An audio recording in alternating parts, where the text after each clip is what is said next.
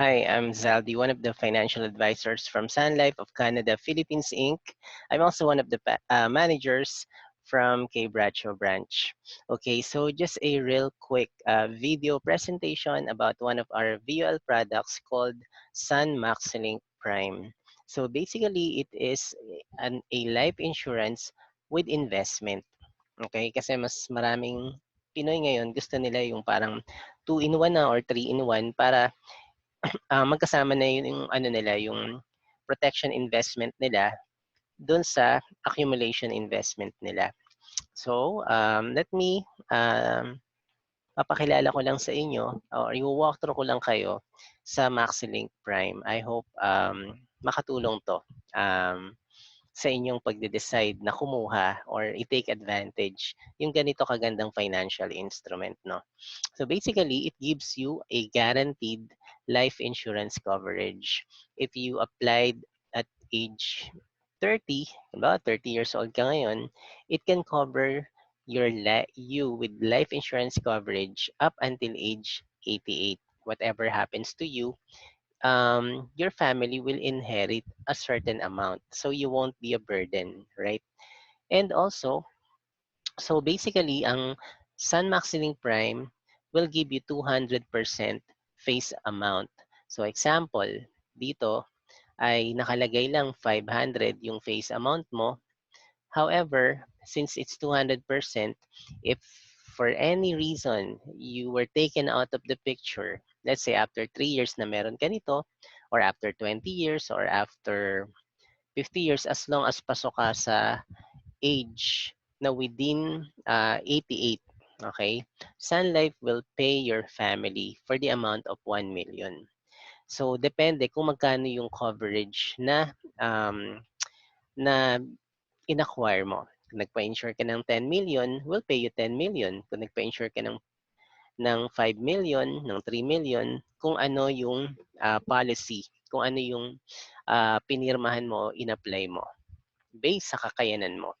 So basically, it's a life insurance product, but we can also add um, some health protection. Let's say itong number una ay total disability benefit. Ano ba yan? Ano ba yung TDB na yan? Nakalagay, waiver of premium.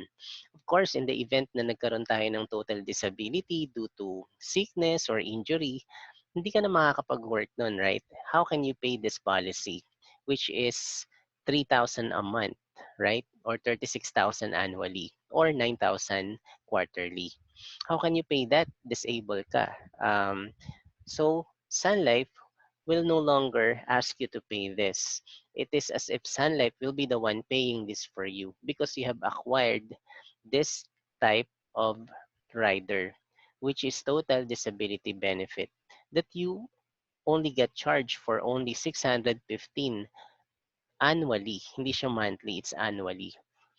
And on top of that, um, accidental death benefit, another optional na pwede mong i-add or hindi kasama, for only 900 a year.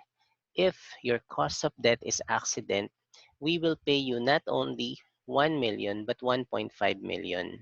Okay? So hindi naman ibig sabihin patay agad dyan. Let's say na aksidente si client, tapos na hospital siya, na confine, 60 days siya sa hospital, basta within 90 days that he was taken out of the picture, na ang cause of death is accident, we will pay 1.5 million plus yung living benefit or yung investment na hindi niya na-withdraw. Critical illness. Well, alam naman natin sobrang mahal magka-critical illness, no? Let's say nag-work ka ng 10 years, 20 years, nakaipon ka ng 3 million, 5 million, and then sadly nagkaroon ka ng critical illness, it can possibly wipe out your savings na pinagtrabahuhan mo for so many years. So, kaya tinatawag tong VUL na income continuation and also protection is because you don't want to exhaust your funds or your savings dahil nagkasakit ka.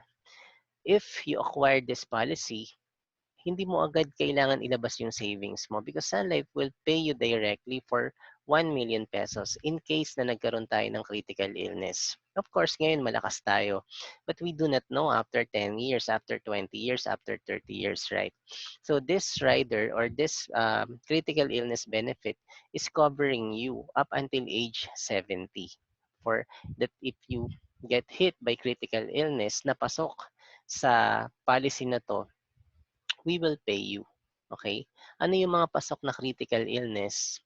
We have 36 critical illness na kino-cover na karaniwan tumatama sa mga Pinoy. So dyan, yung mga acute heart attack, ayan, yung mga uh, end-stage cancer, uh, end-stage renal disease, yung mga Alzheimer's disease and all. All of these are listed. Okay, you can take a look at that. And it is the doctor naman who will verify kung ano yung sakit na nagkaroon tayo. Just for example lang naman. Okay, so meron tong at least pagka-approve na pag-approve mo, hindi ka agad covered nito. The critical illness must occur more than 90 days after the date the benefit comes into force. So, of course, to protect the company, baka mamaya meron ka ng critical illness na nag-apply ka, di ba? So, you must be clean before you applied. So, very important na habang healthy tayo, kumukuha na tayo, di ba? Like, it's a preparation eh. Yan. On top of that, we will also pay you 1,500 pesos daily hospital income. And it is for any sickness or injury. Wala tong ibang kondisyon na sakit. Ang kondisyon lang nito at least na-confine po tayo ng 3 days. Okay? Or if injury, at least 1 day. So let's say na-confine tayo, nagkaroon ng dengue, ganyan, na-confine ka ng 10 days, we will pay you 15,000. Na-confine ka ng 20 days, we will pay you 30,000. Okay? So, sabi pa dito, we will pay twice the amount kapag ICU at yung mga dreaded disease na nandito. So, ang confinement nun ay 3,000 daily. And we are covering you up to 1,000 days. And we are covered until age 60. Again, for any sickness or disease or injury, as long as you are confined in the hospital.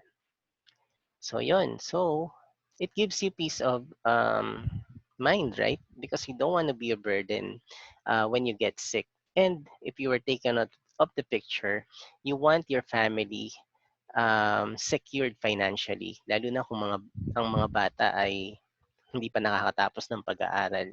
So, we want to secure uh, them financially, right? And you want to be a blessing.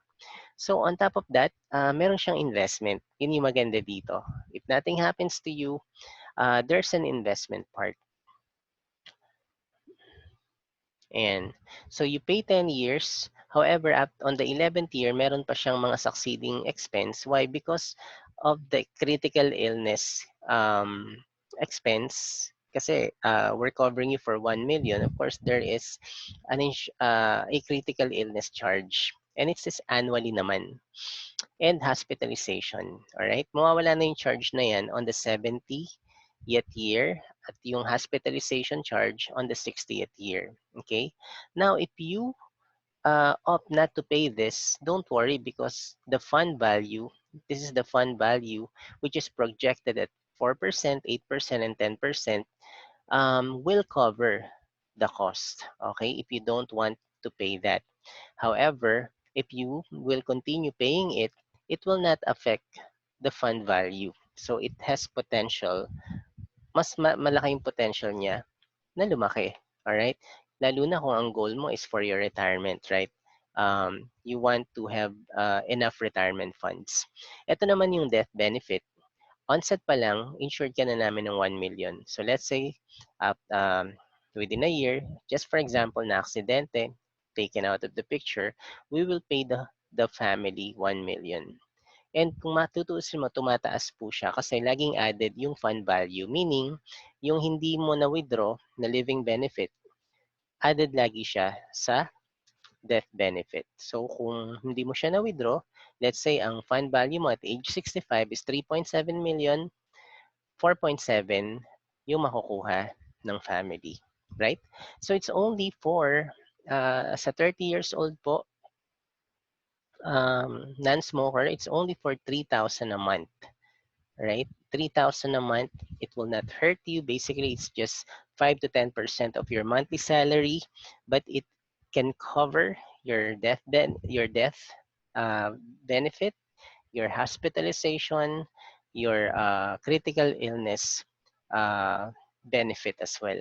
So very important po na meron tayong ganitong financial instrument, financial protection, because you don't want to be a burden and you want to secure um, yourself financially, right? So yun lang po, and if you have any more question, I would love to get in touch with you. Just PM me. I will post my number sa YouTube po. Thank you so much. Bye-bye.